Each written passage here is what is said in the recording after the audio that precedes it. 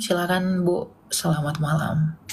Selamat malam, Kak Elia. Saya agama Kristen Protestan. Pengen nanya, boleh nggak Kak? Oh ya, silakan. Tanya. Iya, untuk memperdalam memperdalam keagamaan saya. Ini loh Silakan. Kak, saya pengen nanya, eh, kenapa yang di apologet Islam itu menyatakan Kristen itu katanya memakai istilah-istilah dalam agama mereka, yaitu kata Allah.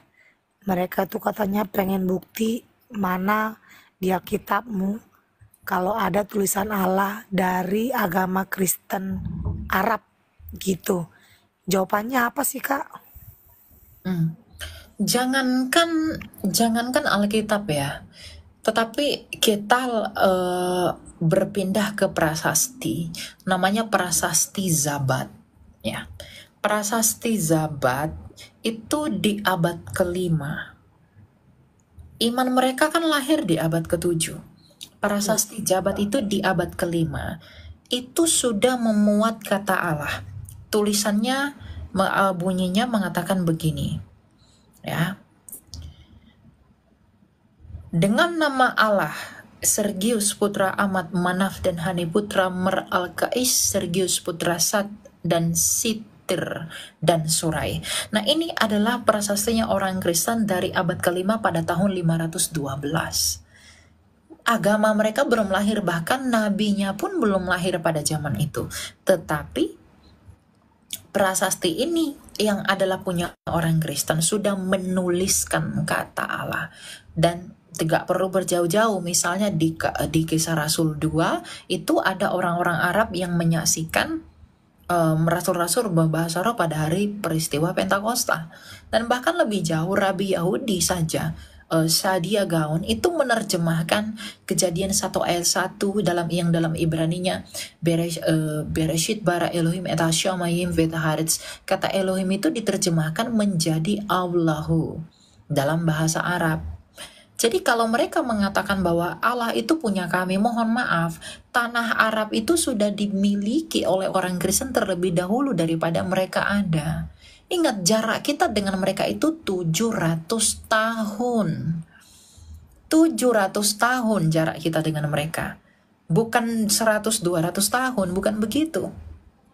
Ya, mereka itu munculnya belakangan, makanya data sejarahnya mereka itu tidak punya. Mereka nggak punya data sejarah, mereka nggak punya bukti arkeologi yang sesuai dengan asumsi-asumsi iman mereka dan yang sesuai dengan tuduhan mereka terhadap kita. Jadi kalau mereka mengatakan, kami yang punya kata Allah bukan kalian, kata Allah itu milik kami bukan kalian. Di abad kelima, seorang uskup Ortodoks Arab bernama uskup Arab Harits bernama Abdullah, itu artinya adalah abdinya Allah. Ya, abdi itu kan hamba, mengabdi, menghamba. Nah, Tuhan Yesus itu adalah adalah hamba Allah Sang Bapa dalam keadaannya sebagai manusia. Ya, jadi kalau mereka berkata Allah itu punya iman kami, iman kamu belum lahir, ya, agama kamu belum ada, kami udah pakai nama Allah. Kamu bisa nggak bantah argumentasi saya ini? Anda bisa nggak menunjukkan bukti bahwa iman Anda memang lebih tua daripada prasasti orang Kristen yang kita punya? Karena enggak. Mereka baru datang belakangan. Mereka nggak punya kuasa untuk itu. Makanya orang-orang di Malaysia, Muslim di Malaysia, itu menggugat orang Kristen di Malaysia ke pengadilan mengenai kata Allah. Dan mereka kalah di pengadilan. Karena kata Allah itu punyanya orang Kristen terlebih dahulu. Jadi kalau mereka bilang, kalian Kristen nggak boleh pakai nama Allah. Di Malaysia aja, mereka sudah kalah di pengadilan. Nggak bisa. Kenapa? Karena bagaimanapun fakta histori mengatakan kata Allah itu punyanya orang Kristen. Makanya orang Kristen tuh nggak boleh anti kata Allah. Karena memang kata Allah itu miliknya orang Kristen sejak semula. Gitu ya. Oh gitu Kak. Terus saya mau nanya Kak, kalau Allah itu wujudnya apa sih Kak? Hanya panggilan, contohnya kayak nama saya misalnya Siti, terus saya guru, dipanggil Bu Guru gitu kan, Allah guru itu. Allah itu hakikat. Jadi kalau kita itu manusia, dia itu Allah. Dia Nah, itu Tuhan, saya ini pelajar. Dia itu namanya adalah Hashem, nama saya Elia. Saya manusia, dia Allah, namanya Hashem, nama saya Elia, gelar saya pelajar, gelarnya dia Tuhan. Jadi Allah itu hakikat, bukan nama. Karena iman Yahudi dan iman Kristen itu nggak pernah mempercayai Allah itu nama. Nah, kalau mereka kan memanggil Allah itu nama, mengatakan Allah itu nama. Allah itu dalam iman Kristen tidak pernah sebuah nama, karena Allah itu tak bernama. Yang dinamai itu hanyalah makhluk. sebutan gitu ya Kak, sebutan gitu ya. Ya, Allah itu sebutan bagi hakikatnya dia sebagai yang al-ilahi, sebagai yang ilahi. Gitu. Iya, jadi Dia itu tidak bernama. sama nggak kalau gini Kak? Misalnya kalau dia guru berarti panggilannya dia guru gitu kan? Bukan guru namanya dia gitu loh maksud saya. Sama nggak? Guru itu gelar, Allah itu bukan gelar, Allah itu hakikat. Sama seperti saya manusia, dia Allah. Paham nggak? Saya manusia, dia Allah. Gelar saya guru, gelar dia Tuhan. Nama saya Elia, namanya dia Hashem. Oh iya iya iya iya. Jadi paham kan? Ada nama, ya. ada hakikat, ada Terus gelar. gini Kak, kok mereka selalu menyamakan sih Kak? Isa Al-Masih di Islam itu Nabi Isa mereka itu katanya Tuhan Yesus gitu loh. Ya, Benar nggak Kak? karena kalau nggak begitu, ya gimana saya katakan ya, kalau nggak begitu ya mereka nggak bisa menunjukkan bahwa mereka itu benar. Kan mereka itu kebanyakan memang kalau kita lihat dari apologet-apologet mereka itu kan menyerang kita itu karena tuntutan apa yang mereka imani kan. Misalnya Yesus tuh tidak tersalib, dia tidak tersalib itu dari argumentasi kitab mereka kan. Di dalam Alkitab kita bahkan data sejarah mengatakan dia tersalib. Bahkan kebangkitannya pun dicatatkan Josephus Flavius. Tetapi itu ada data sejarahnya loh. Tulisan Josephus. Tiba-tiba 600 tahun setelah itu mereka datang dengan seenak jidatnya ngomong dia tidak tersalib. Tanpa bukti.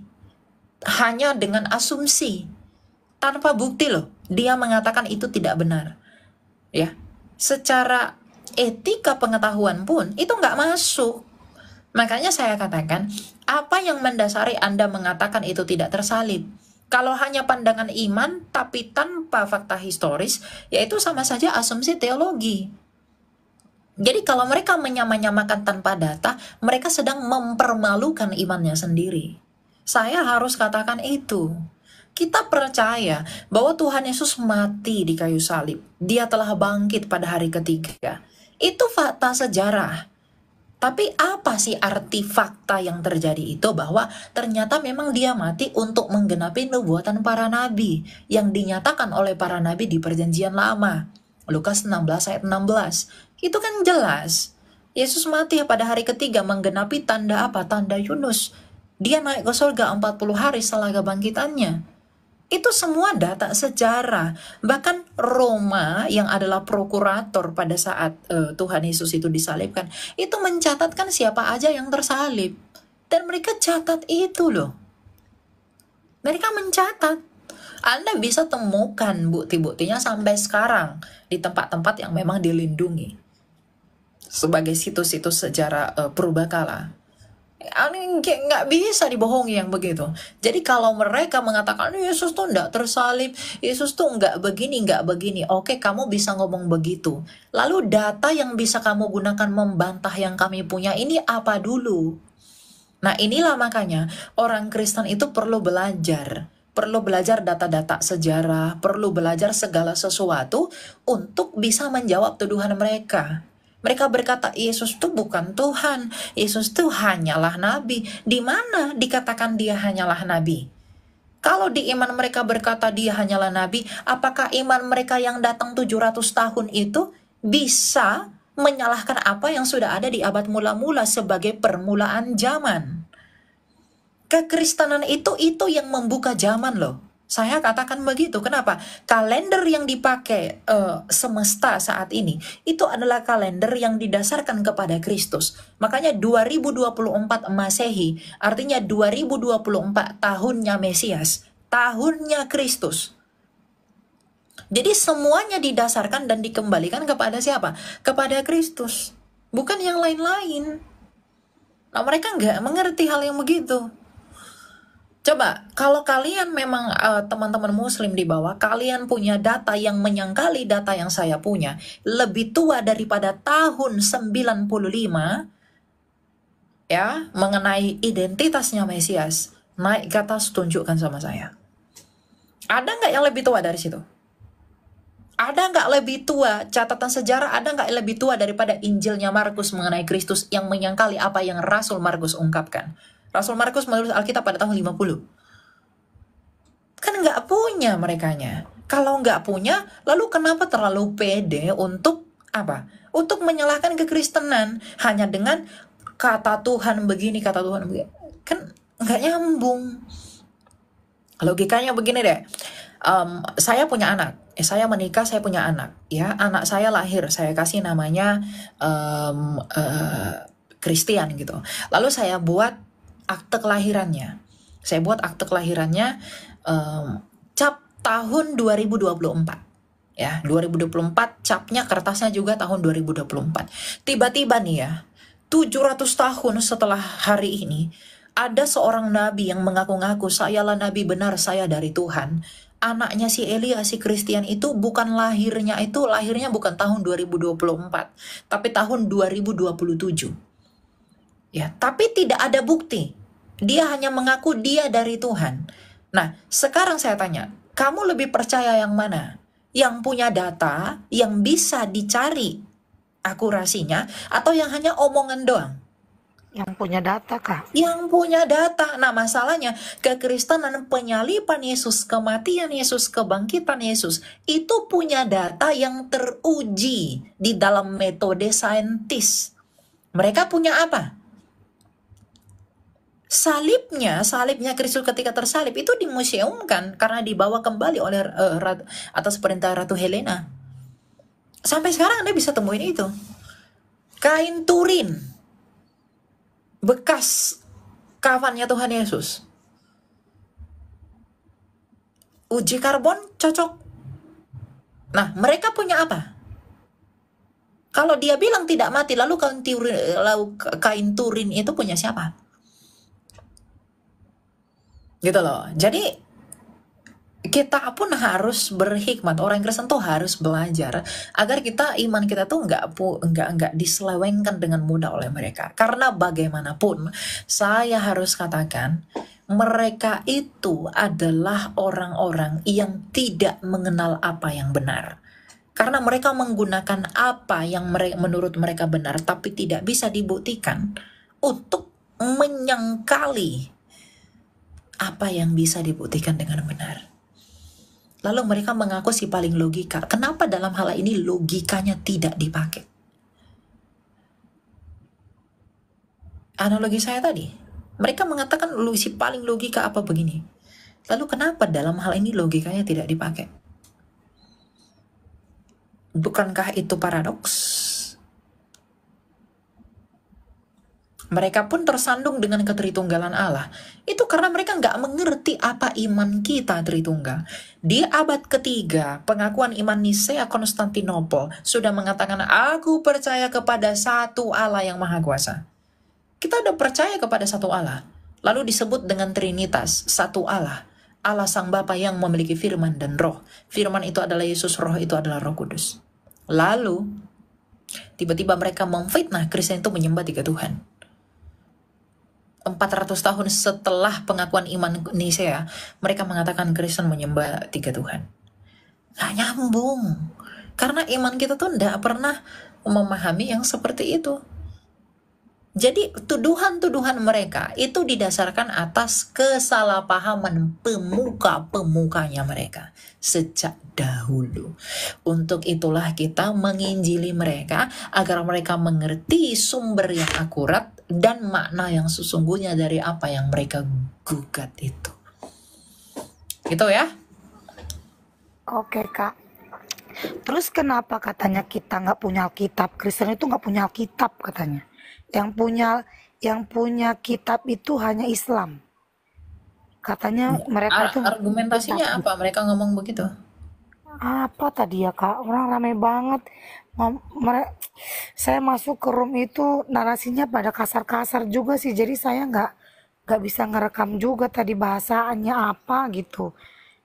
Ya itu tadi ngomongnya Kristen itu nggak punya kitab gitu. Yang punya kitab itu hanya Islam gitu. Terus apalagi tadi katanya itu? Eh, aduh banyak banget sebenarnya. Ya, yang kalau mereka bilang Kristen nggak punya kitab, hanya kami punya kitab, tanya aja sama mereka, kitabmu di kanon tahun berapa?